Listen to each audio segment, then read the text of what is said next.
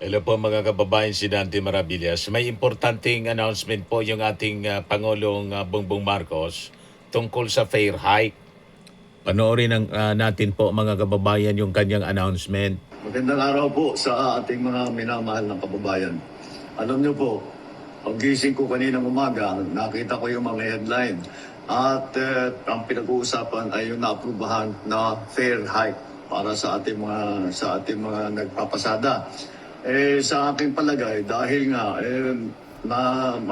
may problema pa rin tayo dahil sa gera sa Middle East, ay sabi ko siguro hindi ito ang panahon para magtaas ng pamasahe para sa ating mga kababayan.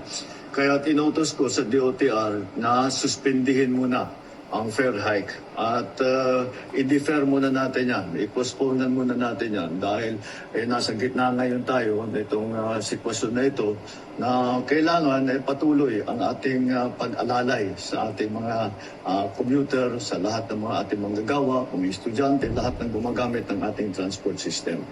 Huwag po mag-alala ang ating mga transport workers dahil mamadaliin po namin, dadagdagan po namin ang suporta sa inyo para naman ay hindi kayo masyadong mahirapan. Ang DOTR ay pinutusan ko na sisimula na ang libreng sakay sa buong Pilipinas. At pwede po ninyong gamitin na muna yan para pangbawas gastos sa pang-araw-araw.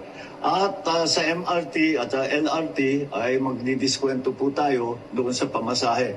Bukod pa doon, sa mga toll road ay meron din tayong inutos na diskwento para mas maliit na ngayon ang bayad ng bayan sa paggamit ng mga toll road. Kahit na may malaking gulo na nangyayari, ay ang aming hangarin ay basta't kaunti lang ang mararamdaman o sana man, kung kaya namin gawin, sana walang mararamdaman ng ating taong bayan sa kanilang araw-araw na pagtrabaho, sa ating mga estudyante na araw-araw pumapasok. Alalahanin po ninyo na ang inyong pamahalaan ay laging nandito. Lagi kaming nag-iisip ng panibagong paraan upang matiyak na ang inyong pamumuhay ay normal, maayos at ligtas. Maraming salamat po. Magandang araw po. So yan po ang mahalagang announcement ng ating Pangulong Bongbong Marcos. So makiusap tayo sa ating mga viewers. Ipakalat po ninyo itong naging announcement ng ating Pangulo. Napaka-importante itong mabuti. Napaka-importante siya para sa ating mga kababayan.